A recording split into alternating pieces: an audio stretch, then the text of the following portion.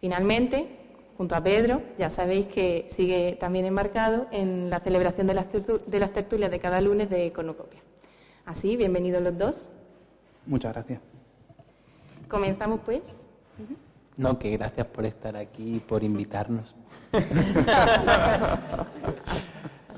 Es muy familiar este ambiente. Sí, desde luego. Bien, comenzando por la derecha, le lanzamos la primera pregunta general a Pedro y dice así: ¿qué hay detrás de la palabra? ¿De la mía o de la palabra en general? De la palabra en general. Pues yo no creo que la palabra sea la representación del mundo, como normalmente se dice en las clases de lengua y como yo estaba esta tarde diciendo a mi alumna de clases particulares. Yo creo que eso es mentira. Yo creo que detrás de la palabra lo que hay es otro mundo nuevo, otro mundo distinto y otro mundo que es mucho más maravilloso que este. A mí, por lo menos personalmente, me interesa mucho más ese mundo. Vivo mucho por ese mundo y creo que eso me afecta de mala manera en el mundo real, porque luego no funciono bien y luego me llevo mis desengaños y mis historias. Y entonces, entre la palabra en general y la palabra en el mundo de Pedro, ¿cuál es la diferencia? Pues creo que es que yo soy consciente absolutamente de que ese mundo es otro distinto. Normalmente creo que la gente no es consciente de que ese mundo existe así por sí solo y per se. Y yo sí que lo soy y además me arriesgo a lo que hay en medio, que es precisamente el abismo de la creación que comentaba Juan, ¿no? Es ese vértigo absoluto, ese asomarte al abismo y tener miedo a caer y sin embargo querer acercarte más y más. Y eso es lo que a mí me interesa. Creo que la gente cuando se acerca a ese abismo, que también se acerca, lo hace quizás fortuitamente, sin pensarlo mucho. Y yo voy y lo hago de manera consciente porque yo si veo una pared, pues voy y me estrello a ella, que es lo que a mí me gusta. Bueno, y Jesús, para ti, ¿qué hay detrás de la palabra? Discrepo de lo que dice Pedro. Da igual lo que hubiese dicho, habrías dicho eso tú.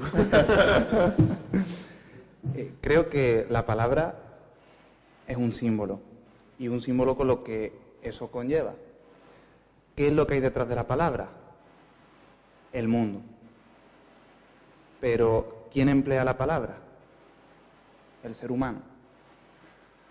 Creo que precisamente en la imbricación de ambos surge tanto esa realidad que está detrás de la palabra como esa realidad a la que refiere Pedro.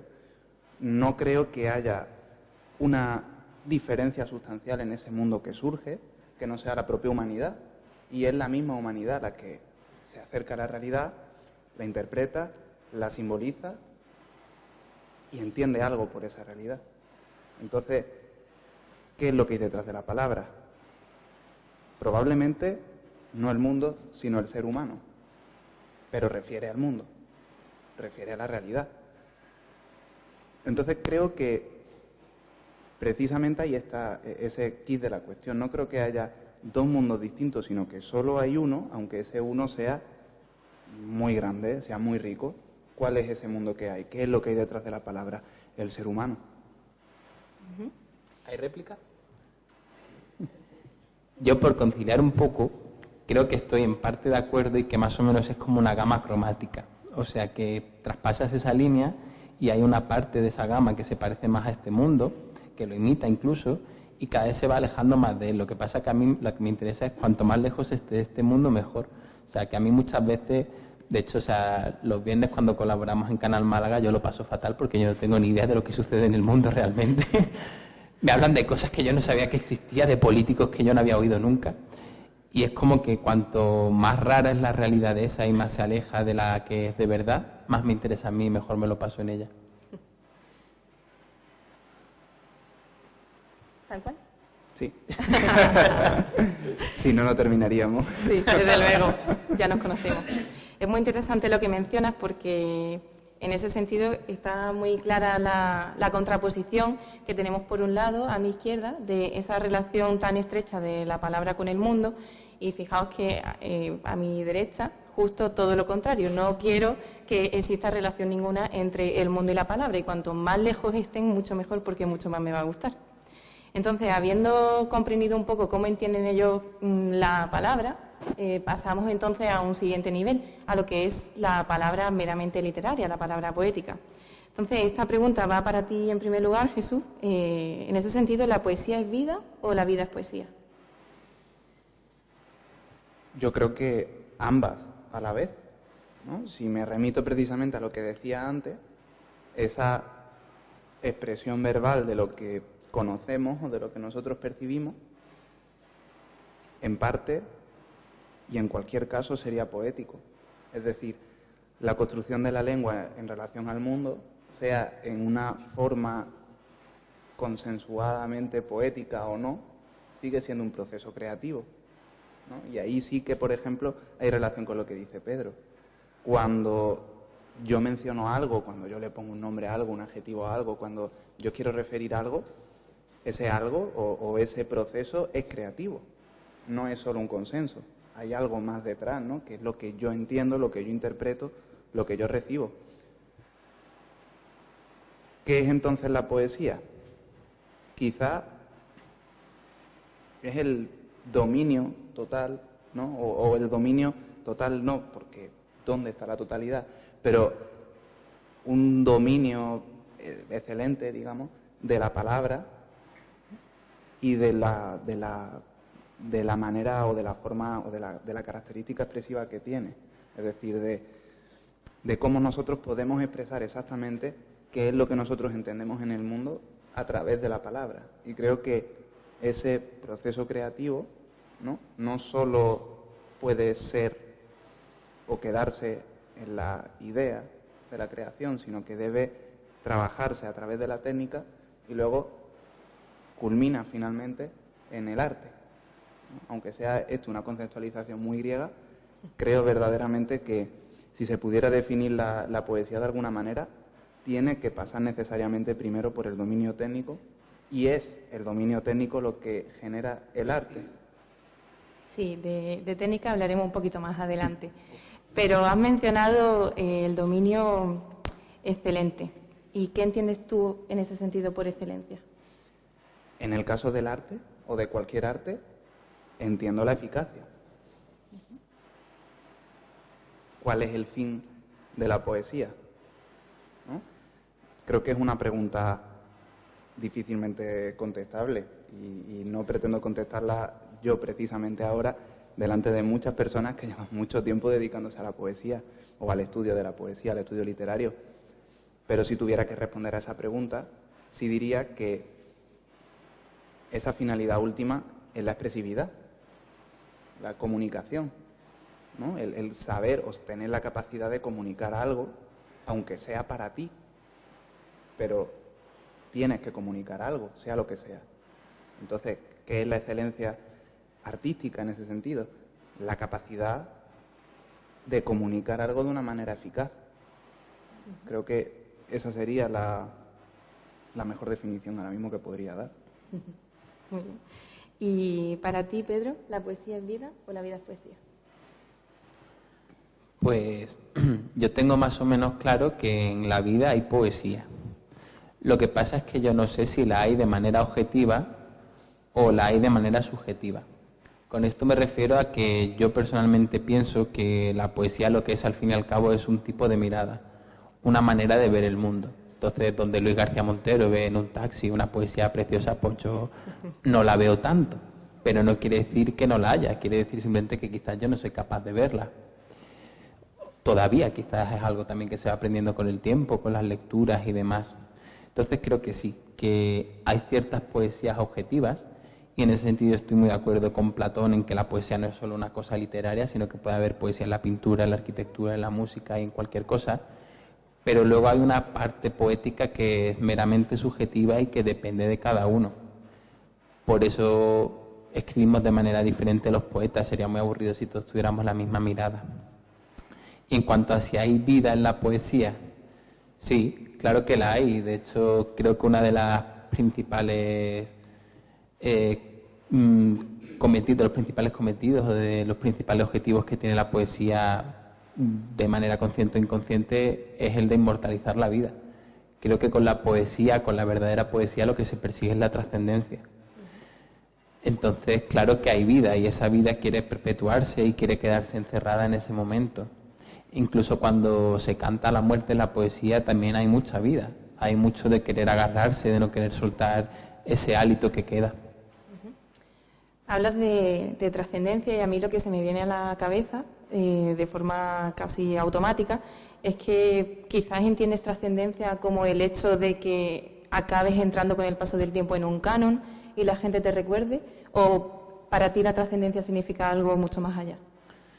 Para mí es algo mucho más allá, porque de entrada el canon yo creo que está ya casi cerrado. O sea, aquí ha habido ya gente muy potente que ha dicho cosas muy grandes y yo por lo menos no voy a decir nada mejor que eso. No, perpetuar en quien te lea, y quien te lea puede ser una persona o pueden ser 100. Eso no pasa nada. Hay gente que ahora mismo tendrá 200.000 seguidores en Instagram y probablemente dentro de 10 años nadie se acordará de un solo verso suyo. Pero para mí, si dentro de 10 años una sola persona se acuerda de un solo verso mío, para mí eso ya es trascendente. Un solo verso, no te digo ya toda la poesía, porque creo que una de las cosas que tiene también el escribir poesía es que necesita de ensayo y error. Para escribir un poema, un verso bueno, hace falta romper mucho, corregir mucho y simplemente escribir malos poemas y ya luego llegarán los buenos. Entonces, para mí la trascendencia es que te recuerden, sí, pero no que te recuerde toda la sociedad o que se te rinda culto en una universidad, sino que una persona solamente te recuerde. En ese momento creo que seguimos vivos y que la poesía sigue latiendo. Totalmente de acuerdo. Y continuando con la línea de la creación literaria, para ti, Pedro, ¿qué es lo que nunca puede faltar en un poema? Pues, buena pregunta. Yo no tengo fórmulas, la verdad. O sea, yo no soy un poeta demasiado meditativo en un primer momento. Quizás luego cuando ya está escrito el poema, si reflexiono sobre el poema, intento mejorarlo. Pero cuando comienzo a escribir de una manera muy impulsiva, teniendo en cuenta que aunque me intento alejar de la realidad, casi todo lo que hay en mi poesía es muy vitalista. Y lo que busco en ese momento es simplemente seguir el impulso. No tengo una fórmula de decir algo tiene que estar presente. Y cuando las hay, creo que el problema de ofrecer algo que no puede estar es que siempre vas a encontrar una excepción de sitios en los que no está y no pasa nada. Entonces el otro día justo estaba escuchando una entrevista de Ben Clark en El Ojo Crítico y decía que no podía faltar en un poema el distanciamiento, pero por un lado también tiene que haber una anécdota vital. Y yo digo, pues yo que nunca me he intentado distanciar en un poema de lo que estoy escribiendo, al contrario, o sea, yo lo que quiero es meterme entre pecho y espalda lo que estoy diciendo. Entonces, algo que no podía faltar, en mi opinión, la honestidad, eso sí. Y no una honestidad que signifique que lo que estés contando te ha ocurrido verdaderamente, sino que realmente estás sintiendo lo que estás contando, porque si no es que no hay quien se lo crea. Me pasa a veces con algunos poetas que conozco, que leo lo que han escrito, y aunque sé que es verdad lo que les ha sucedido, yo no me lo creo. Digo, pero ¿cómo puede ser que te haya sucedido de verdad, que yo lo sepa y que no sea capaz de creérmelo? Y en cambio creo que hay otras mentiras que están también entretejidas, que el poeta que las ha escrito, sabiendo que son mentiras, ha decidido creérselas de verdad. Y en ese sentido recuerdo, por ejemplo, el poema de Jesús de Hijos de Caín, que claro, evidentemente lo que cuenta Jesús en ese poema no ha sucedido, pero Jesús cuando lo está escribiendo se lo cree. Y entonces yo cuando lo leo también puedo conectar con eso y me lo puedo creer. Con otra gente no. Entonces para mí lo que debe haber en un poema es honestidad. ¿Y para ti, Jesús, qué es lo que nunca puede faltar? Humanidad.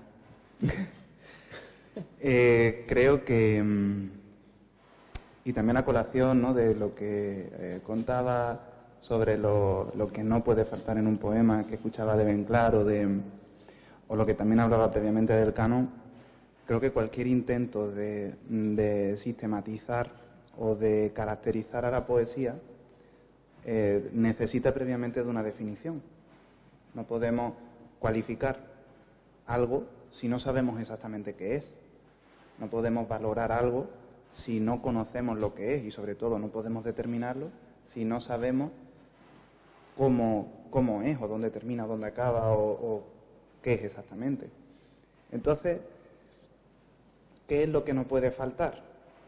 Esa pregunta creo que precisamente es una pregunta propia del canon, más que de la... no lo digo por ti,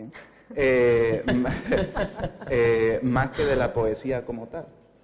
Porque si hay una persona que escribe en función de las cosas que no deben faltar, por ejemplo, y tomándole el relevo sobre lo que decía Ben Clark, el distanciamiento y la anécdota vital. Si escribo en función de eso, ¿verdaderamente estoy siendo honesto o verdaderamente estoy transmitiendo cierta humanidad?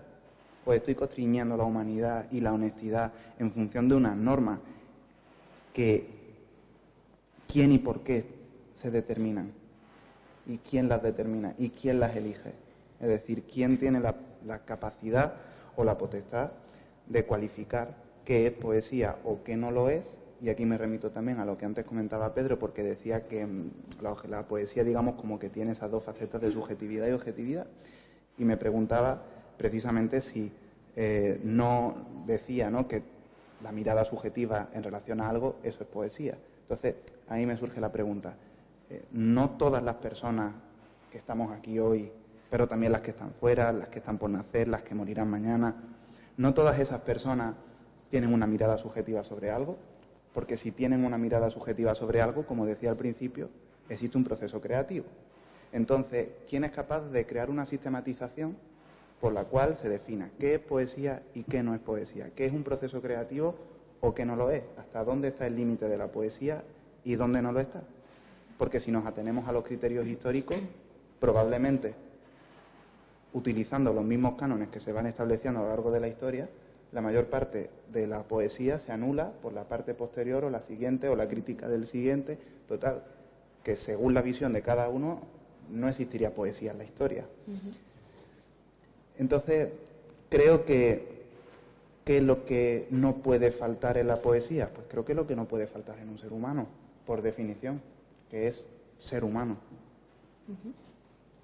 Que yo creo que lo que ocurre a veces al hilo del discurso de Jesús es que las normas se hacen como su nombre indica, porque es lo normal, pero lo normal puede ser el 60% de los casos y el 40% ya es muchísimo como para molestarse en definirlo como el absoluto, o porque el propio que define dice esto es lo que me conviene a mí. O sea, claro, si yo digo que lo que prima es el distanciamiento, probablemente lo hago porque es lo que hago yo en mi poesía y me conviene enseñar eso y se me da bien, pero no es algo que puedas intentar implantar a otra persona. Totalmente, y de hecho, con permiso, me tengo que lanzar un guante a mí misma, porque la pregunta más bien iba enfocada a ¿qué es para ti lo que no puede faltar en un poema tuyo? Humanidad. Ajá. Entonces bien. Vale, pues entonces vamos a hacer una pequeña prueba y ahora el público juzgará si por un lado en un poema de Pedro existe honestidad y si por otro lado en un poema de Jesús existe humanidad. Así que podéis comenzar cualquiera de los dos a leernos el poema que queráis. ¿Tú lo tienes claro, Jesús? Tú primero. Cuenta tú algo mientras yo lo busco, ¿vale, Bea?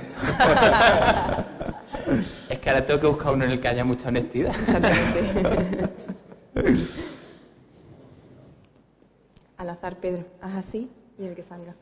Venga, uno de los últimos que he escrito. Se titula Recuerdo unos ojos. Recuerdo unos ojos, y cómo duele recordarlos.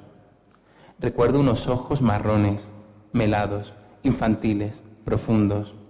Recuerdo su luz aterciopelada, y recuerdo la sombra suave de su sueño cada noche.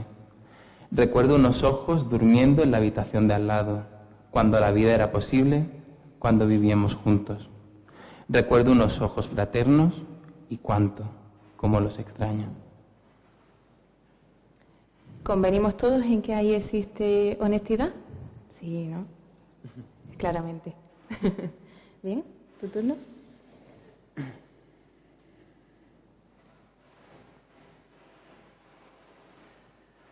La noche era un toro negro de cuernos estrellados, huyendo veloz de la hambrienta jauría de la aurora, y entre la hierba azul yo te cantaba, te ofrezco mi pecho en flor, siempre ardido de quererte, observando cómo te acercas, amor, cómo se viene la muerte tan callando.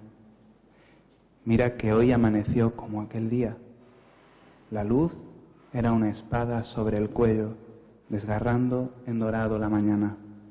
Anunciando la tragedia, la luz era un coro de trompetas amarillas. Te lanzaste desde la altura de tu vuelo hasta el latido de tu nombre sobre el barro. Acudiste a los colmillos del silencio, a la fiera mordedura de mi herida, a la cima que entre yedras fue la trampa. Venías a morirte en mi boca, amor, ya te has muerto. Y qué verde era el prado, qué verde aquella arteria de consuelo donde ardió mi juventud en soledad, crepitando la hierba con el suave arrullo del aire. Atardeció bajo la embestida constante del estío, el latido inoportuno de tu nombre señalándome los labios, y las bandadas de los pájaros rugen como 100 tambores en mi oído, y se van de aquí como tú te fuiste de mi boca. Te he amado por última vez entre el silencio arrepentido de mis brazos, sin darte la oportunidad de decir nada, ni contarte que mi nombre será el tuyo en cualquier parte de esta ciudad sin historia. Me vi morir en tu beso, partirme en el abrazo que no te di nunca, como se parte la tarde en una flor no tan lejana de la noche. Me he visto descubriendo en ti el misterio de la vida. Nada ha vuelto a tener sentido. Te escondo en la mentira de mis palabras como un águila que viene a morir en mi memoria porque me arranca la voz este miedo irrefrenable de amarte mientras tu rostro se disuelve entre la espuma de las olas. Estamos de acuerdo en que detrás de ese poema persiste la humanidad, ¿no? Di que sí, Juan. Entonces parece que mi derecha va ganando, por lo pronto. Esperemos que las elecciones no pasen igual. De todas formas, a raíz de los poemas que habéis leído, yo me preguntaba si seríais tan amables de regalarnos otro regalito y leer otro. ¿Yo? ¿Y él no? Sí, tú primero. Ah, vale. Pero esto me avisas antes de que él recite y yo lo busco. No, que este también es muy corto. Y luego si no me va a decir que recite otro y así nos paramos. No, voy a buscar uno más larguito y más bonito. A ver, ¿qué tengo yo? Es que hoy tengo un problema sobre qué recitar. Ya luego te lo cuento. Tú ya te haces una idea de cuál es el problema, ¿no? Sí. Vale. Entonces tengo que seleccionar bien lo que voy a recitar. Eso es para que hacerme después haya interesante, honestidad, sí. Que si no... No es ese el problema, es otro. ¿Contás algo mientras? Bueno, que estamos pasando una tarde maravillosa. Qué buen día. Tiene que ser tuyo, ¿eh? Ya, también eso, claro. A ver, bueno, en realidad no se ha dicho en ningún momento, pero... Madre mía. He escrito yo mucho a lo tonto, ¿eh? Y todo malo, que es el problema. Tartarán. Ya estoy llegando. ¿Sí? ¿O damos paso a Jesús primero? Dale paso a Jesús, sí, Venga. mejor. Observo el camino que el jazmín bordea, blanca flor de la infancia, y me sé mirando 300 años en un minuto bajo el vuelo suave de la alondra, mirando el tiempo abalanzarse como un perro y su jauría. Y qué corto fue el goce del azul que tus aguas derramaron sobre el campo que a tus hijos entierra, crepitando la hierba con el suave arrullo del aire. Veré cómo amanecen en mi cuerpo tus días, cómo será mi carne un desierto sin vientre, golpeará la noche como un toro tu cielo en la aurora, y yo besaré tu herida que es la mía hasta el ocaso. Diré tu nombre hasta que en esta tierra se confunda. Haré mi hogar del verso en tu latido. Habitaré la muerte sin morirme hasta que el barro abrace cálido mi cuerpo. Nacer de nuevo. Nacer después de la nada, la semilla que en tu voz lleva mi nombre. Volver a la ciudad del paraíso. Muchas gracias. ¿Ya tienes listo? Sí, este está bien. Se titula Agujeros negros. Debo leer las teorías del espacio y del tiempo. Hemos llegado al lugar, hemos llegado al momento. Fiebre del sábado noche en mis asientos traseros. Ya no hay minutos ni horas. Los relojes van a cero. Mi corazón late y late. Mi corazón va latiendo. En la radio, Paul McCartney canta y toca con John Lennon. Hoy los Beatles se divierten e incitan al desenfreno. Sí, o el ambientador, pero prefiero tu pelo. Quiero quitarte la ropa para vestirte de besos. El mundo desaparece, solo quedan nuestros cuerpos. El lobo interior susurra a través de mis jadeos. Puesto que así me lo pides, voy a devorar tu cuello. No habrá piedad para quienes no crean en un infierno de miradas, risas, roces, abrazos, caricias, fuegos. Aunque parezca mentira, yo también soy un cordero. Ahora la muerte y la vida se entrecruzan en tus senos.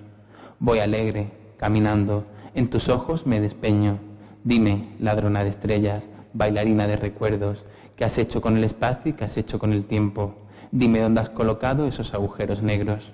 Todas las luces se apagan y estamos solos de nuevo. Muchas gracias. Bien, Pedro, siguiendo también con esta línea, ¿qué tipo de inspiración crees que hace falta para escribir un poema? Y en esa inspiración, ¿cuánto crees que debe existir de formación y técnica? Ya que, como hemos escuchado en el suspiro de antes, le encanta hablar de técnica. Joder, si yo lo supiera. Para mí, la materia principal, para mí en mi poesía, esto no es ninguna clase de norma general ni nada, es lo que me sucede en la vida. Creo que por eso los que me conocen saben que me gusta buscarme problemas, que me gusta a veces poner las cosas en tensión, a ver si salen mal, y cuando salen mal pues escribo mucho y escribo hasta casi bien. Entonces yo necesito que me sucedan cosas. Cuando sucede poco en mi vida no escribo mucho. Y también ocurre el fenómeno contrario, que cuando suceden muchas cosas estoy tan ocupado viviendo la vida que tampoco escribo. Entonces hay que buscar ahí la virtud del término medio, de que te sucedan cosas y que sean cosas muy potentes, muy arrolladoras, que te empujen luego a escribir cuando llegues a casa. También porque en ese sentido, y ahora venimos a lo bonito de cornucopia, es que ahora es cuando voy a empezar a contradecirme, que es lo que nos gusta a nosotros aquí. Tienes que mencionar Huizinga, acuérdate. Sí, está todo pensado. Habrá tiempo. Cuando cojo esa materia poética y la llevo a mi otro mundo y la ordeno y la transformo y la aumento, es cuando consigo entender el otro mundo que he dejado a través de la escritura. Yo necesito mucho escribir para ordenar la mente. O eso, o ordenar la habitación, que también me ayuda mucho a pensar y organizar las ideas. Pero lo de escribir pues es como más trascendente, ¿no? Lo de la habitación a los 3 días tiene polvo otra vez igual y tampoco cambia mucho. Pero sí que me ayuda mucho ese ejercicio de extrapolarme de la realidad para entender la realidad que vivo. Si no, es como que no la termino de digerir, no la acabo de comprender y no acabo de sentirme ubicado en ella. Entonces, para mí la principal fuente de inspiración es la vida. Y eso es un problema, porque me cuesta mucho escribir cuando no me están ocurriendo ese tipo de sucesos. Entonces, quiero escribir porque me apetece, porque me gusta, pero no lo consigo. Desde luego, todo el mundo por descubrir. Pues, en realidad, a ti, Jesús, no te voy a preguntar ni por la inspiración, ni por la formación o la técnica, porque si no, nuestros queridos invitados no llegarían a su casa a cenar. La de la técnica no la he respondido. Ajá. Yo creo que la técnica lo es todo, o sea, absolutamente sí. Yo creo que el que quiera escribir verso libre tiene que saber escribir en decasílabos. Y si no sabe escribirlo, porque se dedica a otra cosa, que no pasa nada, que la habitación se puede ordenar muy bien. Pero yo estoy un poco quemado de tener que ver cómo la gente destroza reglas que ni siquiera conoce. Entonces yo estoy absolutamente de acuerdo en que si quieres hacer poesía de verdad, no poesía de esta que rime un poquito y que suene bien, hay que conocer la técnica. Y hay que sufrirla, porque es un sufrimiento, y hay que ponerse cadenas. Y lo bonito de eso es que cuando consigues meter en 14 versos un soneto, lo que tú quieres decir, con una rima, con un ritmo concreto, luego incluso, venga, voy a hacer un acróstico. Hostia, cuando llegas a la página en blanco y tienes verso libre, eres capaz de decir cualquier cosa. Pero eso de llegar con 15 años y decir, yo voy a escribir verso libre porque puedo cambiar el mundo. No, a mí eso no, técnica. Bueno, pues entonces Pedro ha conseguido que me tenga que retractar y voy a permitir a Jesús si quiere replicar, porque ha sido una alusión totalmente directa. A ver, no, él sí ha escrito antes en decasílabo y sabes hacerlo, por eso ya se lo puede permitir. En relación a la técnica y a la inspiración, creo que hay un ejemplo que puede ser clarificado por lo menos de mi postura al respecto. Imaginaos por un momento, a no ser que haya alguien en la sala, naturalmente, que lo trabaje, que ahora, cuando salgáis de aquí, de María Cristina, os llega una llamada a vuestro móvil, un correo, al email, donde sea. Y os dicen, os encargan que tenéis que hacer una gran obra de carpintería. Claro, en un principio diríamos, ¿qué es una gran obra de carpintería? ¿Qué significa eso? ¿Cómo puedo yo transmitirlo? Y lo segundo, ¿cómo puedo yo hacerlo? Quizás lo más importante. Si intentáramos hacerlo, probablemente, como no tenemos las herramientas y como no tenemos el conocimiento, bueno, podríamos hacer algo, incluso a lo mejor podría llegar a ser estético, incluso a lo mejor alguien podría considerarlo como una gran obra de carpintería. Pero probablemente eso no sería mucho más que el azar y sería rara avis. Sin embargo, para verdaderamente poder afrontar esa gran obra de carpintería, necesitas el conocimiento, el dominio de la técnica y luego la inspiración. Y ahora, ¿qué es la inspiración? Yo creo que precisamente es esa gran obra, es la observación o la presencia ante algo inexplicable, ante algo incomprensible, ante algo difícilmente comunicable. Y creo que más que una extrapolación de la realidad, es un enfrentamiento ante la realidad, ante una realidad desconocida o por lo menos difícilmente verbalizable, por llamarlo de alguna manera. ¿Cómo se puede comprender algo a lo cual yo no puedo ponerle nombre? ¿Cómo se puede comprender algo que yo no puedo explicar?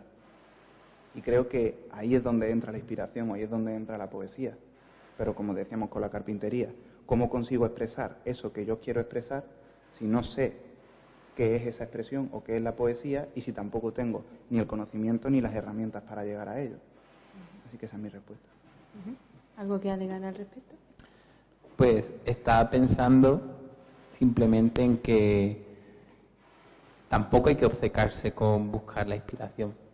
Es decir, no pasa nada si te tiras un mes, 2 meses o incluso años sin escribir. Creo que el propio Rafael Ballesteros tuvo una época de sequía horrible en la que no escribió nada y no por ello dejó de ser mejor poeta ni nada de eso.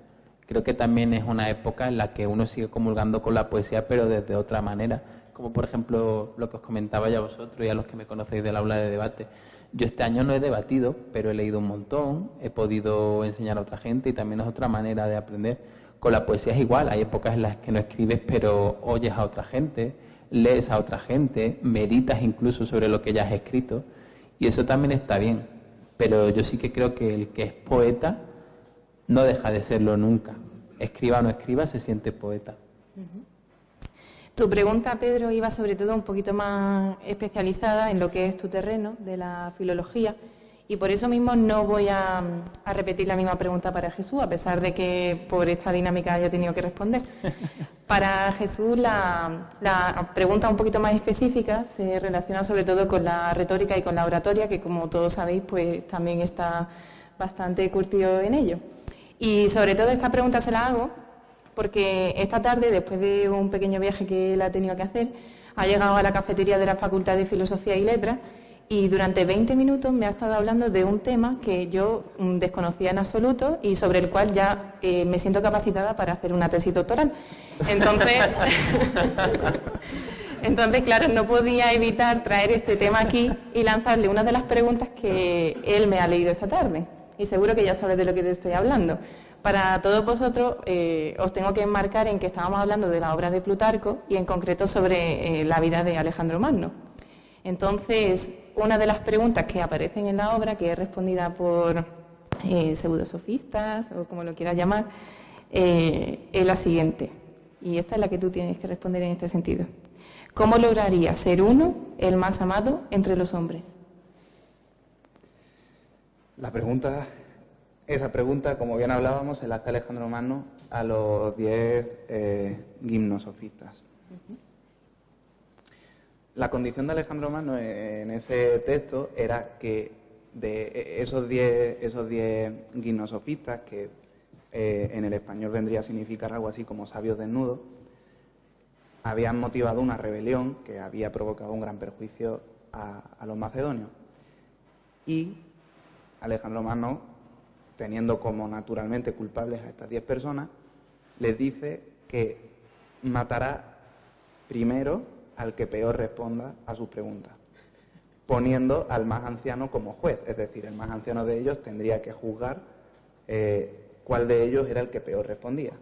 Una de las preguntas que Alejandro Magno le hace es esta, que además creo que también refleja el carácter del propio Alejandro Magno. No por nada, sino porque, bueno, los que conozcáis su figura, pues sabéis que una persona que se esforzó precisamente en ser más bien amado. La respuesta que le da es que la mejor manera de ser amado es no ser temido. Y no tengo como hobby, por lo general, contrarreplicar a los sabios, digamos. Que van para nada. Pero en relación a esta pregunta, creo que es como en la poesía, ¿no? Uno tiene que ser humano, y para ser humano tiene que saber qué es. Ya precisamente en el pórtico del oráculo de Delfos, estaba en latín, no estaba en latín, estaba en griego, sino que lo enuncio en latín, que el nosce te ipsum, es decir, el conócete a ti mismo, justo encima de otra inscripción que había hecho Solón, que era nada en exceso. Creo que ese conócete a ti mismo es vital o fundamental, primero para ejercer como ser humano, y que ese ejercicio de ser humano es precisamente lo que va a conllevar necesariamente el poder ser amado. Y digo poder y no serlo directamente, porque naturalmente ese propio conocimiento puede darte la capacidad de hacer lo que quieras, de decidir después de todo. Para mí la gran pregunta en ese sentido, y eso es lo que entronca con la retórica, es que siendo la retórica, desde mi perspectiva, como es natural, un sistema, una disciplina que nos permite conocer la realidad de una manera crítica, probablemente el sistema más perfeccionado de conocimiento de la realidad, aunque haya filósofos en la sala y esto pueda sonar chocante, incluso personas de ciencia, para mí, desde luego, es el sistema más perfeccionado y además desde múltiples perspectivas, desde la propia perspectiva científica a la perspectiva humanista. Creo que precisamente para poder ser humano, para poder decidir, tienes que conocerte y conocer. No se puede amar ni tampoco odiar a alguien que no se conoce o que no conoce lo que es el ser humano, lo que no conoce lo que es amar u odiar. Volvería en este sentido a lo mismo que dije antes de la poesía, sería el azar. Pero eso es volátil. ¿Cuánto tiempo serás amado? ¿Cuánto tiempo serás odiado? Creo que hay un ejemplo muy claro en la actualidad, en la política, por ejemplo, o en los personajes públicos o en los grandes empresarios. ¿Cuánto tiempo son amados y cuánto tiempo son odiados? ¿Cuántos referentes políticos o cuántos referentes económicos, personales, culturales existen en la sociedad que sean inamovibles, inalterables? Y si probablemente podamos pensar en alguno, será precisamente esa persona que consideramos que conoce bien qué es ser humano, o qué es lo que hace con la humanidad que tiene, o qué implica lo que hace. Si no nos esforzamos, al menos, por saber quiénes somos, y ya lo diría Cervantes, ¿verdad? Yo sé quién soy. Si no nos esforzamos por eso, si no nos esforzamos por saber quiénes somos, ¿cómo podemos verdaderamente llegar a ser amados o llegar a ser odiados? Sería una pura apariencia, sería azar.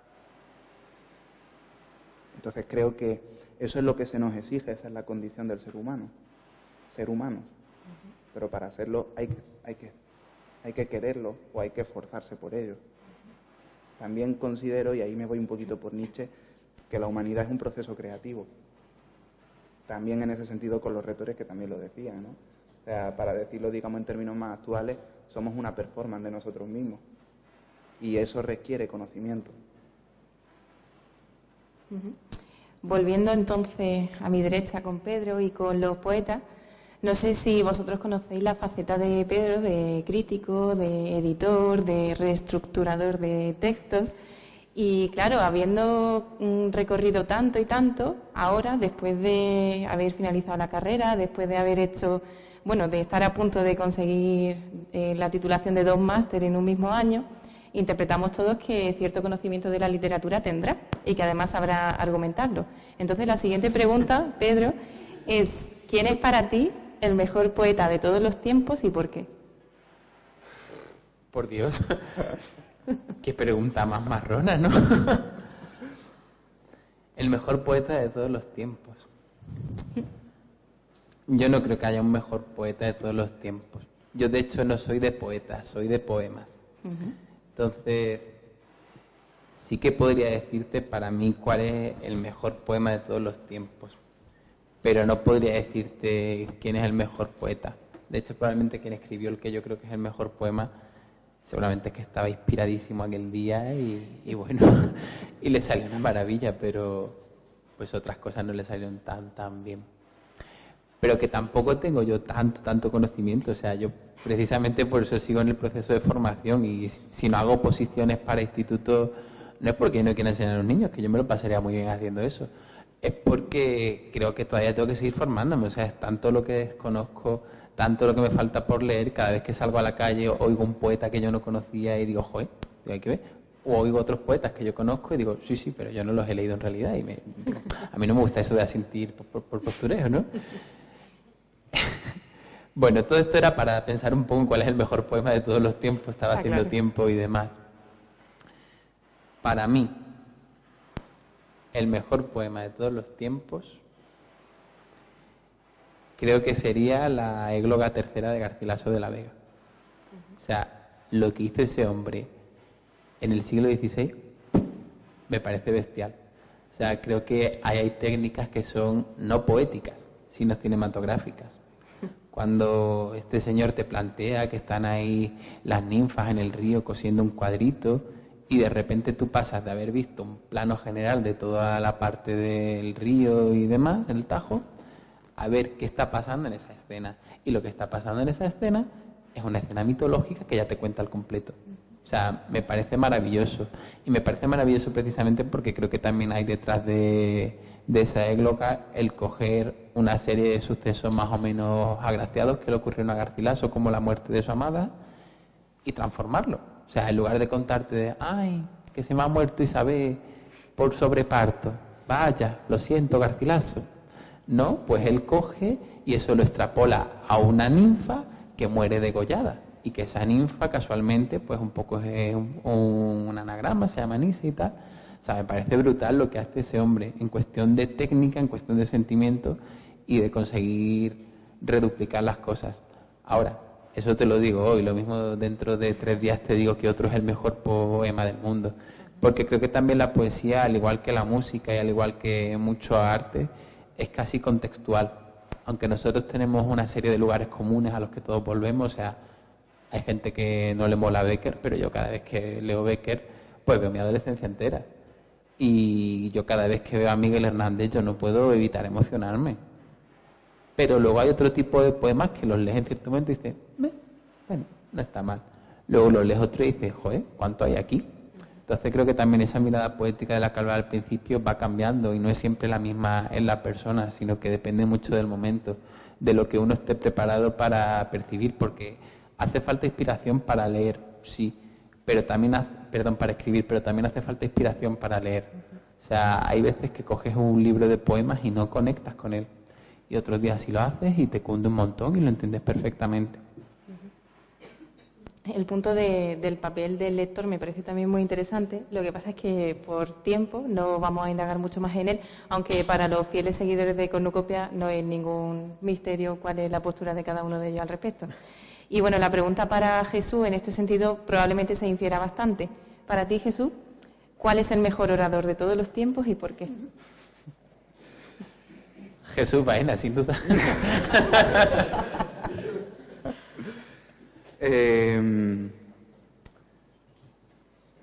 Tanto a la pregunta anterior como a esta, creo que tengo la misma respuesta.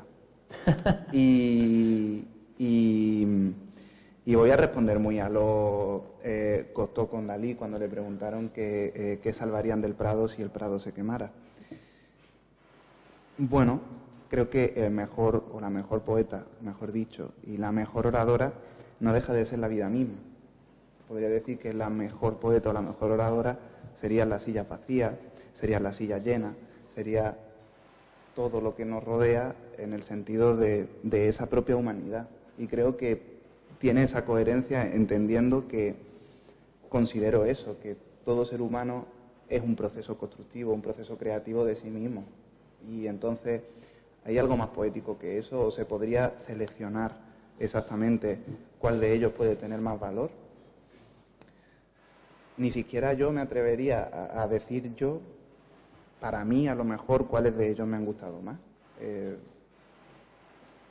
No lo sé.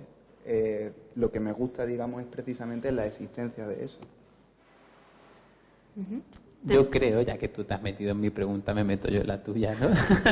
Sí, ya sabéis que aquí en Cornucopia somos súper pro intrusismo. A mí me parece que el mejor orador es aquel que sabe callar y aquel que normalmente rehúsa hablar en público. O sea, yo los mejores oradores que he visto no son muy amigos de hablar en público, ni quieren hacerlo para lucirse, ni nada de eso. Es como el karate, hay que hacer karate para no usar karate. Y aunque estoy muy de acuerdo con la respuesta que tú has dado, sí que es cierto que te voy a exigir que digas al menos uno de tus favoritos. Más que uno de mis favoritos, voy a decir el que considero que es de lo más relevante, no solo para la retórica, sino para la historia occidental. Aunque justo esta tarde, cuando te hablaba de la vida de Alejandro y de los gnosofistas, hablaba por la relación que parecía muy evidente entre colectivos hindúes y el surgimiento o el origen de la retórica en Grecia, es decir, por principios prácticamente similares, a través de corrientes muy similares, o sea, hasta la enunciación de palabras idénticas. ¿Cuál de ellos influenció a quién? Pues bueno, no lo sabemos. Pero lo que sí sé es que hay algo que determina toda la historia occidental, aunque precisamente es lo que no se estudia o lo que se deja de lado cuando uno se acerca a la historia occidental o a la propia filosofía. Esa persona es Protágoras, cuando menciona precisamente el hombre medida, es decir, el hombre es la medida de todas las cosas. Cualquier persona que escuchara esa frase podría decir que es de Nietzsche, que es de Ortega, que es de Wittgenstein, pero no. Aunque ellos la enunciaran después o la trataran después, eso ya existía. Y fue esa oración, al igual que, por ejemplo, fue luego el surgimiento, tanto del desarrollo de la retórica como el surgimiento del escepticismo, de la escuela escéptica, mejor dicho, lo que condiciona la propia existencia, lo que moldea la existencia de la humanidad, no viceversa. No es la escuela platónica o la académica o la aristotélica lo que la va a moldear. Eso se amolda en función de lo que sí que tiene un predominio social. Y el predominio social en Grecia no era la creencia en una verdad absoluta. Pero me pregunto yo, ¿hoy en día lo es? Entonces, creo que esa sería la figura más destacada, o de las más destacadas naturalmente, dentro de la retórica. Uh-huh. Entramos entonces en el último bloque de las preguntas de la tertulia y de hecho es uno de mis favoritos y espero que de los vuestros también se convierta en ello. Y es que para los que habéis estado siguiendo Cornucopia durante todo este año, sabéis el completo afán, tanto de Pedro como de Jesús, por hacer aquí una crítica exhaustiva y no siempre fundamentada de lo que es la buena poesía y la mala poesía. Y como en realidad hoy en esta mesa ninguno de los dos se puede negar a nada, y puesto que hoy las normas las pongo yo tenía muchas ganas de ponerlos en un aprieto. Y lo cierto es que ahora lo que va a suceder es que cada uno de ellos tiene que demostrar por qué la poesía del contrario es buena o mala. Y vamos a empezar por el que se está riendo. ¿Pero yo qué tengo que hacer? ¿Recitar un poema que él ya me lo critique? ¿O? No, tienes que demostrar por qué la poesía de Jesús es buena o mala, a tu parecer, según los criterios que tú nos vienes diciendo todo este año. No dejéis a esta muchacha subirse aquí nunca más, por Dios. Hemos soltado a la bestia. Pues, ¿sabes lo peor? Que con las armas que Jesús me ha enseñado podría decir tanto que es buena como que es mala. Entonces no sé si darle a elegir lo que quiere. ¿Qué quieres, Jesús? La moderadora te ha dicho que decidas tú. A mí me deja. Lleva Jesús un día de no querer mojarse con las preguntas, o sea, cada vez que le preguntamos algo da una vuelta para no responder. Yo doy la vuelta y luego respondo porque estoy pensando, pero tú ni eso. ¿No decías que los mejores oradores son los que saben callar? Frase célebre de Jesús Baena, cría cuervos. Bueno, voy a alabar tu poesía, venga. A ver, yo, de hecho, no lo digo por estar aquí en Cornucopia, ni lo digo por hacerle la pelota. Yo llevo ya 4 o 5 años diciendo que tengo la suerte de los que considero los 2 mejores poetas de Málaga y de Andalucía y probablemente de España jóvenes, los puedo contar entre mis amigos. Y lo digo con total sinceridad, y yo ya no sé si es que soy un interesado y me he hecho amigo de ellos porque los considero muy buenos poetas, o es que el hecho de que sean mis amigos y yo los quiera tanto, los convierta en buenos poetas. Sobre eso hay una diatriba muy bonita que dice, me cae muy bien este escritor, espero que escriba bien, porque como escriba mal verás tú, o sea, es muy complicado digerir eso de que una persona que te cae muy bien escriba muy mal. Yo en este caso conocí paralelamente tanto a Jesús como a su obra poética, justo cuando estaba a punto de ganar el Pimpi y demás. Y el otro poeta que considero uno de los mejores es Alberto Escabias. Considero que la obra de Jesús es honesta y, como ya he dicho, yo valoro mucho eso, la poesía, porque creo que es el vivo ejemplo de que no hace falta vivir las cosas, pero sí que hace falta sentirlas. Jesús es capaz de, partiendo de un simple sueño, un simple recuerdo, un simple pensamiento o una vivencia, desarrollar muchísimo ese mundo, crear un mundo nuevo y luego destruirlo, que creo que esa es una de las cosas más fantásticas. A mí, por ejemplo, de 100 años de soledad, lo que más me impresionaba es que Gabriel García Márquez, después de haber construido un mundo fantástico, un mundo absoluto, va y se lo carga. O sea, dice, ya está, paso, ya me he hartado y ahora voy y lo destruyo. Y creo que Jesús también hace un poco eso, quizás porque él es muy nichano y le gusta la figura del niño que juega, ¿eh? Ya vamos con Wiking acercándonos. Le gusta hacer el castillito y luego romperlo ahí. Y a mí eso me resulta muy interesante. Sin embargo, siempre hay una duda que tengo y que llevo 5 años preguntándole y que él no me responde. Yo lo que más veo en la poesía de Jesús, pero con diferencia, es un dolor. O sea, un dolor absoluto, un dolor desgarrador. Y siempre le pregunto que cuál es la fuente de ese dolor, que de dónde viene, y él siempre responde, como hoy, con evasivas. Pero a mí me impresiona mucho porque sí que me llega, porque en medio de esos versos kilométricos de Amaro que no cabían ni en la página del libro, o sea, lo que hay es un llanto que no se acaba y que se reanuda verso a verso. Entonces, como a mí me conmueve, creo que tu poesía es muy buena en ese sentido. Pero creo que además está llena de técnica. No solo técnica a la hora de hacer el poema, que es bueno lo que la mayoría de los poetas llegan a trabajar, el hecho de decir soy capaz de hacer un decasílabo y que sea melódico, que sea enfático y que sea heroico. No, la técnica de Jesús va muchísimo más allá. No sé si recordáis los que estuvisteis presentes en la presentación de Amaro, cómo contaba que cada parte tenía el mismo número de versos que la otra, el libro era absolutamente simétrico, se va correspondiendo de una manera, o sea, es una construcción perfecta. Y lo bonito es que Jesús no aspira a que el lector vea eso, porque es muy difícil verlo si no te lo cuentan realmente. O sea, nadie se va a dar cuenta, solo Rosa Romojaro, de que hay un verso en decasílabos que casualmente es anómalo y que hay justo donde ya gira el poemario y ya empieza a cambiar el tono. Eso si no te lo dicen no te das cuenta. Pero sí que inconscientemente, y esto es una cosa que creo que Jesús hace muy bien porque lo trabaja desde la retórica, él sabe qué efectos va a producir en el lector cada palabra que escoge, cada ritmo que escoge, y entonces consigue esa emoción. O sea, sé que hay un sentimiento, pero sé también que ese sentimiento está provocado por él. O sea, es como el prestidigitador. ¿Se dice así? Sí. Que no es que sepa lo que estás pensando, es que te hace pensar lo que él quiere y por eso lo sabe. Pues Jesús creo que es consciente de qué emoción está trabajando y de cómo consigue inculcarla en ti. Pero para mí eso es honesto, porque él está trabajando contigo y está trabajando con las emociones. Y en ese sentido, que ahora sí que me he acordado del tercer elemento que comentaba Benclar, que es el de pensar en el lector. Creo que eso sí tú lo haces muchísimo. Piensas en el lector, aunque no te des cuenta, y vas a por él, a moverlo contigo. Y por recoger una de las grandes polémicas también de cornucopia, si la poesía es conocimiento, es comunicación, yo siempre digo que es las dos cosas. Y para mí el vivo ejemplo es Jesús, porque él se conoce a sí mismo a través de la poesía, como comenta, conoce el mundo a través de la poesía, y cuando ya la ha conocido, entonces necesita comunicarla. Y estaba pensando en un artículo que me pasó Andrés el año pasado sobre los ángeles para mi TFG y tal, de un tal Martínez, no me acuerdo el nombre. Hay una cosa que decía que los grados de los ángeles dependen de su grado de comunicabilidad. Es decir, cuanto más comunicable es un ángel, más puedes amarlo, más amable es.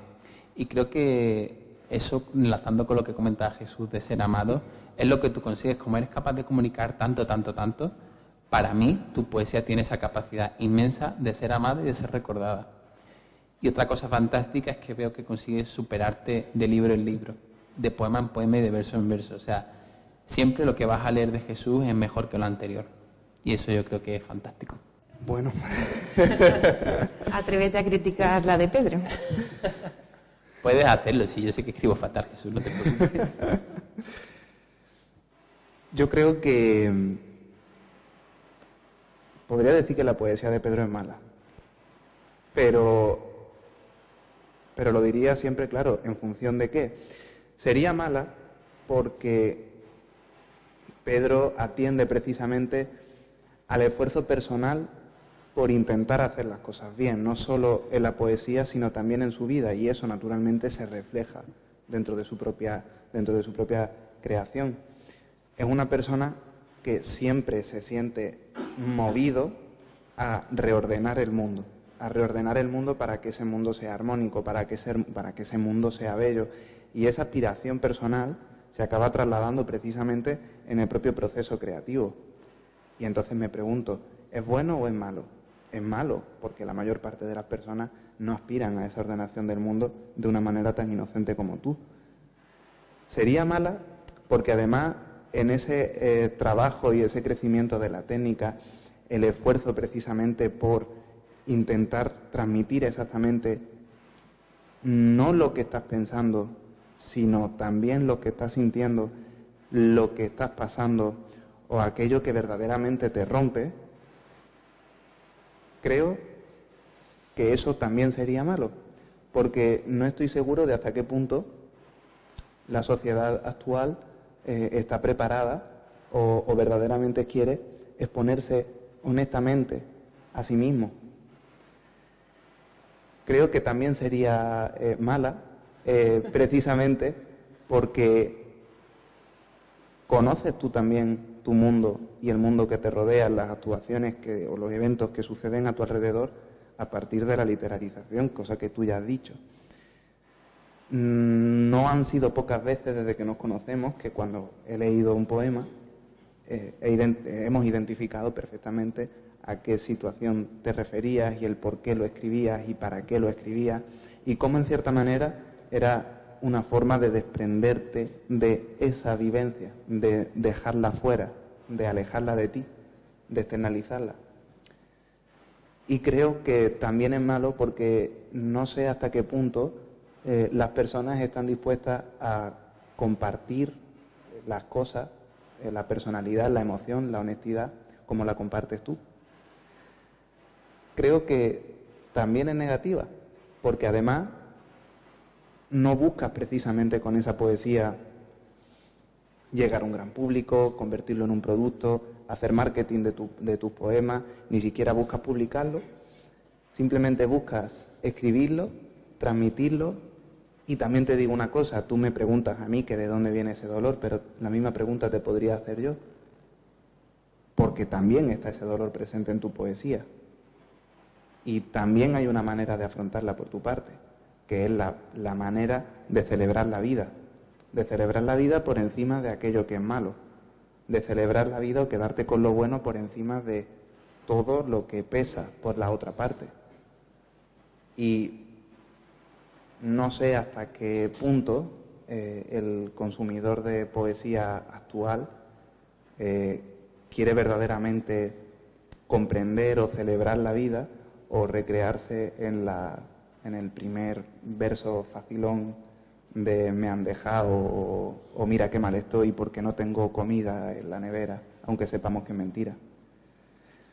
En definitiva, creo que precisamente la construcción, la materialización, la verbalización, el cómo te trabajas a ti mismo para poder trasladarlo al papel, para poder hacer literatura, la inocencia con la que escribes y la inocencia con la que trabajas, la verdad que escondes también dentro de todas esas palabras que ordenas de una manera poética y que haces poesía con ellos, que esa celebración de la vida, que esa alegría, ese vitalismo, como tú también lo definías, en definitiva, esa honestidad, pero también esa humanidad.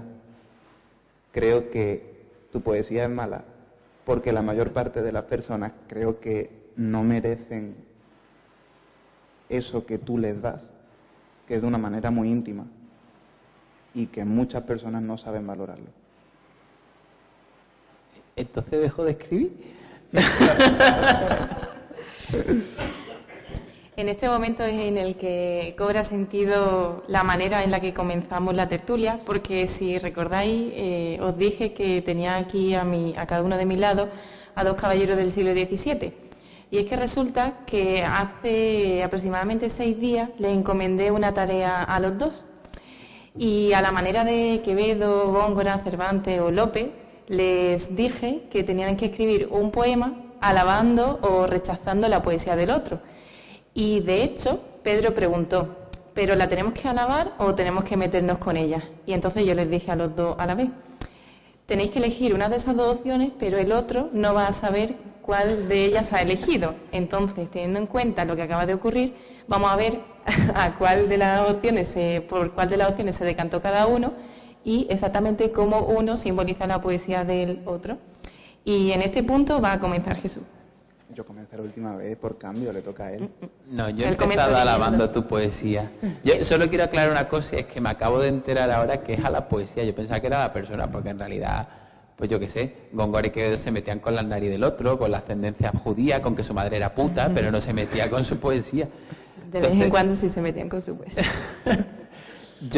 Vamos a extrapolarlo a que la poesía es igual a la persona, ¿vale? Yo lo comparto. Y probablemente, aunque es verdad que Bea nos lo mandó hace 6 días, creo que estaremos de acuerdo en que Jesús y yo hemos hecho el poema hoy, ¿no? No, yo no. Yo no. Por eso traigo el móvil. Bien, este poema, y naturalmente, aunque lleve escrito desde hace 7 días, disculpad los errores que pueda tener. Se llama Sobre la amistad y va dedicado naturalmente a Pedro Plaza. Ya la luz aflora alborada tras la noche, derrumba la sombra a su paso, recorre el camino celeste hasta el cemento y arde la piedra en dorado, y sigue el sendero del día. Alza en fuego el reflejo en la ventana del candor, emerge el edificio, la avenida, bajo un mar de trigo, la ciudad. Y es un abismo. Mirad cómo el brillo del cristal, el hierro caliente, la luz estancada, mirad cómo nos enseñan el ocaso solitario del humano. Porque en mis ojos la claridad ha cegado el ánimo y tras de mí no veo otros pasos a mi lado. ¿Qué es la luz sino la evidencia del oscuro? ¿Qué ilumina el brote, la razón fértil, sino la soledad de la compañía? ¿Qué calor golpea mi pecho, si no es el frío inevitable de la ausencia? ¿Cuál es esa ciudad, la patria, el cemento que arde cercano en la multitud, si no es la ilusión del encuentro, el perfil contorneado de la ausencia? Pues esto es la luz, un mar de trigo opaco que florece en el cemento. ¿Dónde entonces se encuentra la madre fecunda de la vida, la tierra que promete la tierra, el don del latir maduro del humano? Preguntamos sin rendirnos, ¿por qué no hemos muerto en el naufragio de la historia? y late el ser en la mano de un amigo, y en la palabra brota la abundancia cornucopia. En tu lengua nace un enjambre de futuro y este es nuestro alimento. Vinimos sin nunca haber llegado. Llegamos del abismo doloroso de la infancia y encontramos el abrazo tardío en nuestros cuerpos.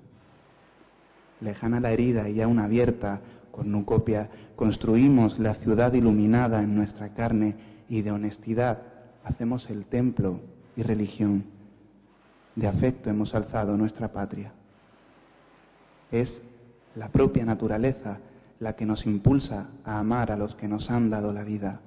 Esta es la luz alborada que florece entre montañas, Pedro, de blancos labios la esperanza, de mano firme entre tus manos entrego el fruto atemperado de mis días, la carne transparente del humano, la ciudad verdadera te deseo, la amistad.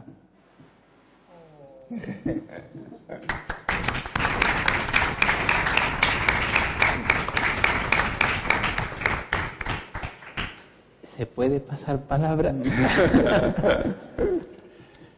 Joder, es que es muy bonito. A mí ahora me da cosa. Bueno, yo pensaba que Jesús iba a ser o buen amigo o muy cobarde. Yo sabía que se iba a rajar y que no iba a meterse conmigo en el poema. Pero me cabe una pequeña duda porque sé que por un lado tiene un lado perverso. Entonces yo también he coincidido en alabar a la amistad, que creo que es lo mejor que tenemos y creo que es lo mejor que puede dar la poesía. Pero he querido darle un giro sorprendente llegando al final. Algunos lo entenderéis, los que no lo entendáis luego lo explicamos a la salida. Dice así: pienso en quién soy y en quién era antes de conocerte. Y pienso en mis adentros, en quién habría sido, quién, si acaso no se hubieran atravesado nuestros caminos. Si no te hubiera conocido, tantas y tantas letras estarían hoy lejos de mí, ahogadas en un pozo de luz, en un pozo de sombras. Sería peor poeta, que ya es decir, y sería peor amigo, porque tú me enseñaste batalla a batalla el valor de la lealtad, porque tú me enseñaste que podemos cambiar el mundo si así lo queremos y lo creemos y lo cambiamos y lo estamos cambiando, codo con codo y el pecho henchido. Porque tú me enseñaste que la palabra es un don extraordinario y la consagraste como una dádiva sobre versos y atriles conmigo. Por eso, querido Jesús Baena, audaz compañero, amigo mío, me alegra mucho, muchísimo, el haber intentado robarte entonces la novia. Pero más me alegra no haberme quedado yo con ella, sino solo y siempre contigo.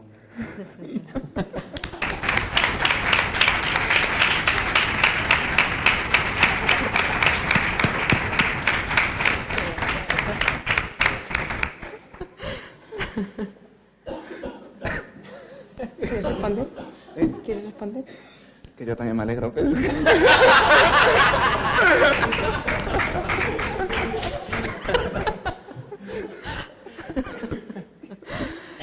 Bien, pues entramos ya en las últimas preguntas y además en este clima que hemos creado creo que viene muy bien.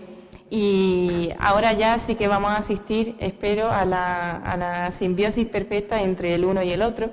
Y de esta manera vamos a comenzar preguntando a Pedro, ¿cuánto de Huizinga hay en Jesús?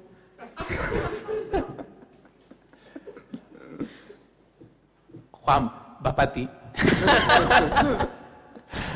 Bueno, para los que no seáis habituales o para los que no conozcáis a Huizinga, Huizinga es uno de esos señores nórdicos locos que le dio por estudiar el hispanismo. Y uno de los libros más famosos que tiene es El otoño de la Edad Media, pero el otro más famoso que tiene, y es el que a nosotros tantísimo nos gusta citar en cornucopia, es el Homo Ludens. El Homo Ludens es un libro que dice que ya está bien de decir que nosotros somos Homo sapiens porque somos el hombre que sabe mucho. No, nosotros somos simplemente un hombre que juega. Y el libro es espectacular porque va en cada capítulo relacionando el juego con la poesía, el juego con el derecho, el juego con la guerra y el juego con cualquier esfera social que podáis imaginaros. Entonces, en ese contexto, a nosotros en Cornucopia siempre nos gusta citar a este hombre porque tiene un nombre así como divertido, Huizinga, suena bien. Y empezó como una cosa que habitualmente iba pasando sin buscarlo, pero ya es que la gente se enfadaba si no lo citábamos. Sobre todo Juan, o sea, Juan cuando no citaba a Huizinga, una vez citaba a Huizinga, me voy a tener que enfadar. Entonces, ¿cuánto de Homo Ludens hay en Jesús? Yo creo que muchísimo. Creo que Jesús, para empezar, es una persona que pone las reglas del juego, sin que los demás lo sepan, que es lo bonito. Y eso lo sabéis todos vosotros. Bien. Jesús consigue que tú entres a jugar en su juego, consigue que tú acates sus reglas, y cuando ya ha conseguido eso, te regala el juego a ti. Y te hace a ti dueño del juego, y entonces tú ya puedes poner las reglas y seguir jugando con Jesús. Por eso es tan buen estratega político. Jesús en la poesía, como ya he dicho, gusta de construir poemas, de construir mundos y luego cargárselos, porque realmente lo único que le interesa es el proceso más que el fin. El fin para él no es ni ganar ni perder, sino poder disfrutar de ese camino que él mismo ha ido trazando. Creo que también es un hombre de juego porque es muy fiel al arte de la guerra y lo lee una vez al año para recordarlo. Y él contempla también todo eso como un juego. Pero creo que también es un Homo Ludens en Jesús porque siendo una persona que hace cosas tan importantes como estudiar la retórica, enseñar oratoria, estudiar cómo funciona la política, estudiar a grandes poetas, lo hace divirtiéndose. No lo hace persiguiendo ser el más sabio de la ciudad, ni lo hace persiguiendo obtener tales cosas. No, lo hace realmente porque es lo que le gusta. Y si le gustase mucho más pegarle patadas a un balón, pues es lo que haría, porque él ante todo lo que quiere es ese gozo y ese disfrute que le proporciona el juego, y coincide que esos juegos son todos intelectuales. Y bien, la pregunta para Jesús, aunque he de reconocer que en el folio yo en un primer momento había apuntado a Quintiliano, no sé por qué al pensar en oratoria y en Jesús me vino a la cabeza primero él, quizá por la historia que hay detrás con nosotros de Quintiliano, pero puesto que dijiste antes, mencionaste que el hombre es la medida de todas las cosas, te voy a preguntar ¿cuánto de Protágoras hay en Pedro? También creo que mucho. Creo que Pedro es una persona que es consciente de dónde está, es consciente de quién es consciente de cuál es su situación,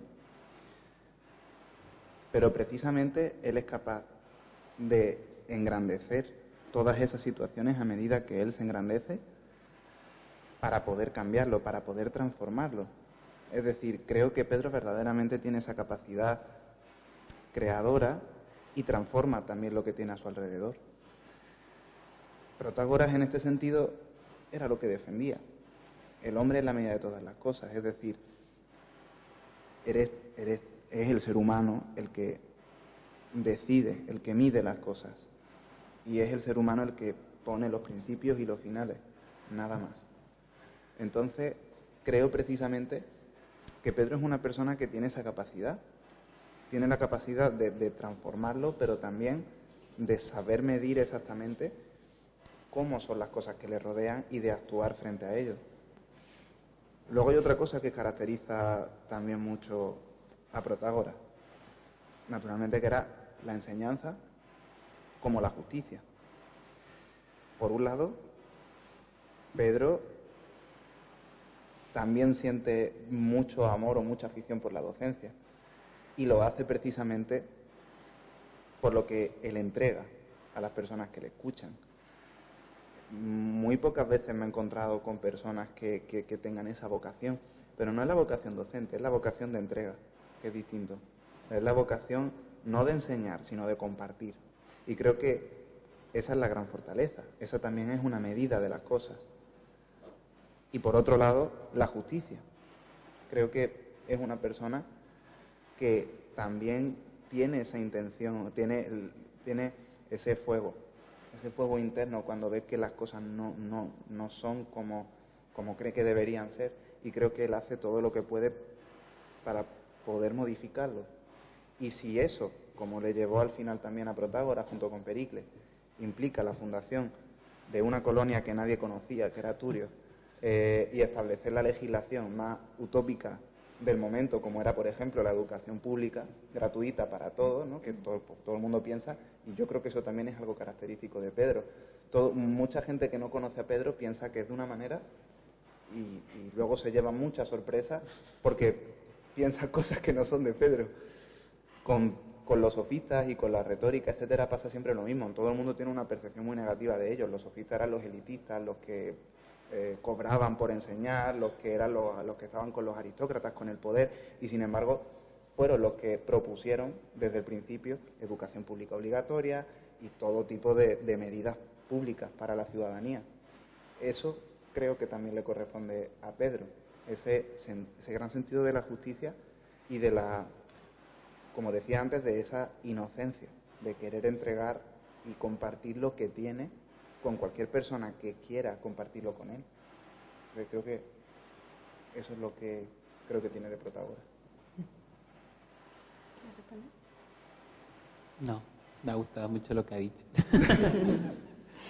Bien, pues después de haber intentado hacer aunque breve, un recorrido sobre la vida y sobre lo que es cada uno de ellos, de Pedro y Jesús, y sobre todo después de haber compartido con nosotros algunas joyitas de su creación literaria, también es momento de reflexionar un poco acerca de lo que ha supuesto todo este año de andanza y de trayectoria, no solamente como amigos, sino como compañeros de un proyecto tan ambicioso que, por supuesto, no podía haber sido de otra manera que con el Toro Celeste y con la ayuda de la Fundación Unicaja. Y llegado a este punto, justo cuando se cumple un año de todo este camino que tenemos en curso, también con la ayuda de Gerardo y de Jaime, también acordándonos de Estefanía, aunque ya no pueda continuar con nosotros, quizá es el momento idóneo para preguntarles a cada uno de ellos qué supone ahora mismo cornucopia para ellos. Y así te lanzo a ti el guante. Voy a intentar ser muy breve, precisamente porque ya tampoco quiero cansaros que mucho tiempo lleváis ya. Cornucopia para mí ha sido un punto de inflexión muy importante en mi vida, mucho, por la concepción cultural a partir de cambios personales que conllevaba la creación de Cornucopia. Cornucopia era un reto, pero no era un reto como organización de un evento cultural, que, bueno, cualquier persona que se haya enfrentado a eso sabe que es un reto, sino porque para llevar a cabo Cornucopia había que interiorizar qué significaba Cornucopia. Y para poder interiorizar qué significaba Cornucopia, había que interiorizar y comprender muy bien qué significa el Toro Celeste, que es lo que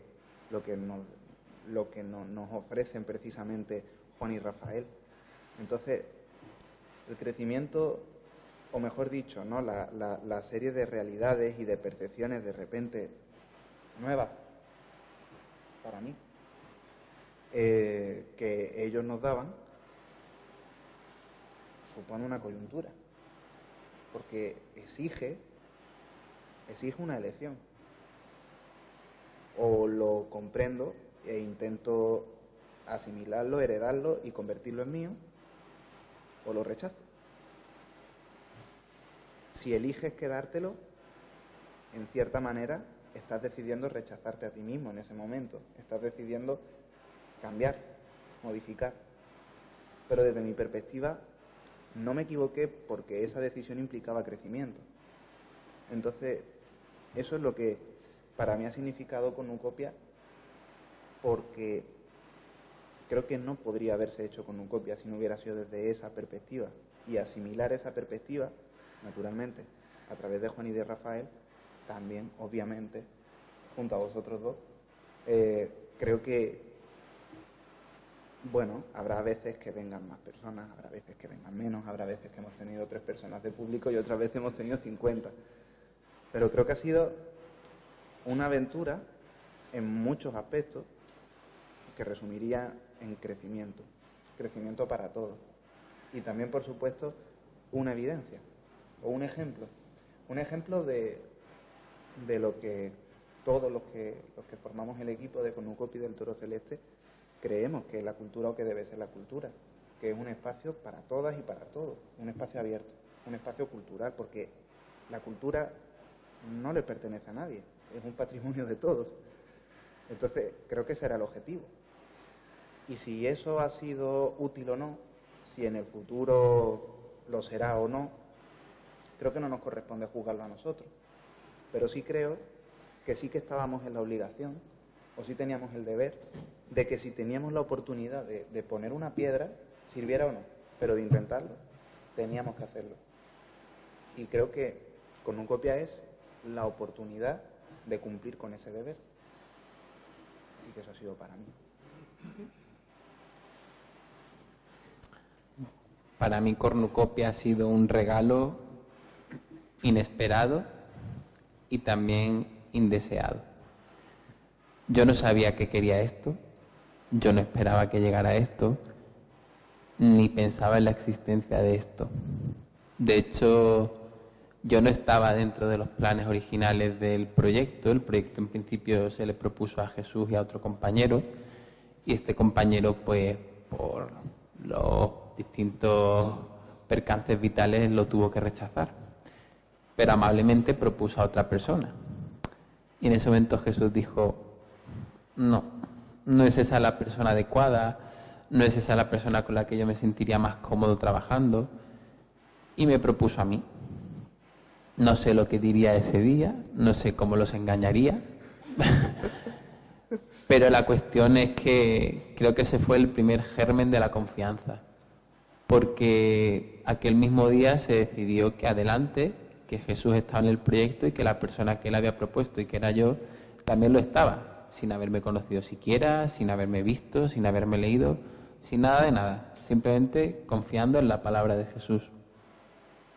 Entonces una noche cenamos los 3 y me comentó que le habían ofrecido este proyecto, y yo me alegré un montón por él, y de repente me dijo: ¿y tú estás dentro de él? Y fue como: ¿qué? Y a partir de ahí, pues, para mí lo que empezó fue una cadena de confianza absoluta. Por un lado, el hecho de que todos los que trabajamos en Cornucopia trabajamos muy duro cada semana, y todos hemos fallado alguna vez. Todos hemos tenido algún problema que nos ha hecho llegar tarde. Bueno, yo eso todos los lunes prácticamente. Todos hemos mandado algunas preguntas muy en el límite. Todos hemos desaparecido durante un día y medio y luego hemos respondido: no, que sí, que tengo las preguntas, está todo controlado. Pero lo bonito es que sabíamos que podíamos permitirnos fallar porque había otra persona al lado que nos iba a salvar. Una persona que nos iba a tender la mano, una persona que no nos iba a regañar, sino que nos iba a apoyar para la semana siguiente, y que vamos a estar todos juntos a una luchando por eso. Ha sido también un regalo por todo lo que ello ha implicado. El hecho de haber estado aquí todos los lunes durante ya más de un año, pues es una responsabilidad, porque dejas de ir a otras cosas, no vas al dojo a entrenar a karate, o no vas ese día al cine, o no estudias y están ahí los 2 TFM esperándote. Pero lo que nos ha dado es tanto el hecho de poder conversar con tantos artistas jóvenes y no tan jóvenes, y el hecho de percibir, pues lo que comentábamos antes, que no se trata de llegar a 1.000 o a 500.000 personas, se trata de llegar a una sola persona. O sea, el hecho de que haya aquí una persona ya es fantástico, porque esa persona ha decidido regalarte lo único que no va a recuperar nunca, que es su tiempo, y ha decidido regalártelo e invertirlo en ti. Por eso también creo que es súper especial que hoy la sala esté tan llena, más cuando hoy había 2 eventos poéticos más en Málaga a la misma hora y de bastante calidad. Y vosotros habéis decidido venir aquí. Alguno incluso ha venido desde Francia, prácticamente. Es Morgan, el chico con el que yo hice el intercambio hace 5 años, y hoy es la primera vez que nos reencontramos. Después de 5 años ha tenido que ser aquí en Cornucopia. Entonces creo que esto ya de entrada define lo que es Cornucopia, que es un lugar de encuentro para todos. Para personas mayores, que por cierto parece que lo habéis hecho un poco aposta, pero está aquí el público más avanzado y aquí el público más joven. Ya podríais haberos mezclado un poquito. Pero ha sido un lugar de encuentro entre generaciones, un lugar de encuentro entre países, no solo por Morgan, sino por los italianos que vienen a verlos, y un lugar de encuentro entre lo que tan desencontrado estaba aquí en Málaga, que era la cultura. Creo que Cornucopia ha sabido crecerse sobre esas circunstancias y ha sabido eliminar todos los malos rollos, que todos los poetas jóvenes pasen por aquí sin atender a con quién hablas, a qué premios has ganado, a qué aspiras, ¿no? Simplemente el hecho de eres joven y creas arte y estás interesado en la cultura, ven a Cornucopia. Ya al lado de Jesús, porque ya éramos amigos, pero esta experiencia nos ha unido muchísimo más. Al lado de Bea, que igualmente ya éramos amigos, pero el sufrimiento une muchísimo. Y por supuesto descubrir a nuevos amigos, a Rafael y a Juan, que claro, que conocíamos los 3 a Rafael y a Juan. Claro que sabíamos de ellos, pero eran como pues semidioses que leías o que escuchabas en noticias, o que a lo mejor en algún evento pasaban delante de ti y tú observas en plan, ese Juan Zeile, sí, el de la camiseta negra, ese. Pero nunca pensamos en un encuentro tan cercano, nunca pensamos en poder tomarnos una pinta así de grande en el bar de enfrente, ni en comernos una pizza juntos, ni en planear qué es lo que vamos a hacer el año que viene. E igualmente creo que para todos ha sido un descubrimiento enorme Gerardo, que era como una figura al principio distante y seria, y es una persona llena de humanidad, llena de honestidad y con la que es un gusto absoluto trabajar. Y por supuesto la última incorporación, Jaime, pues, está haciendo una aportación enorme para el equipo. Entonces es bonito eso de que sigamos creciendo, de que sigamos construyendo juntos y de que cada lunes siga mereciendo la pena. En lo que me toca a mí, espero que esta tertulia haya servido no solo para que los conozcáis un poquito más y no solo para que hayan compartido con nosotros lo que son, lo que piensan y lo que sienten, sino también para que, no sé, con toda la esperanza de que ellos hayan conseguido que os llevéis una pequeña parte a casa y que la compartáis con vuestros seres queridos. Y si os parece bien, en este punto, también que me gustaría concederles la oportunidad a ellos de que se lleven algo de vosotros con vuestras reflexiones, con vuestros comentarios o si tenéis alguna duda. Este es el momento de que se la lancéis y que la compartáis con nosotros. Bueno, lo cierto es que a mí me toca pedir disculpas porque ahora de refilón he visto la hora que es, no me he dado cuenta de que son las 10 de la noche y yo había prometido que la tertulia duraría 1 hora solamente. Y llevo otra de retraso, así que evidentemente en mi propio nombre y en el nombre del equipo de Cornucopia siento el retraso y la demora, pero aún así también ya como últimas palabras me gustaría agradeceros no solo que hayáis venido hoy, sino todo el recorrido en el que nos venía acompañando durante todo un año y con el corazón en la mano de parte de todo el equipo. Os tenemos que decir que esperamos que sigan siendo muchos años más y sobre todo que se sigan descubriendo muchas más figuras de la cultura y del arte en general de aquí de Málaga y por qué no, también de lo que viene siendo el país entero, porque desde luego que si nosotros no entendemos de frontera, Cornucopia tampoco. Y ojalá que nos sigáis acompañando y que sigamos disfrutando juntos de todo este proyecto. Muchísimas gracias.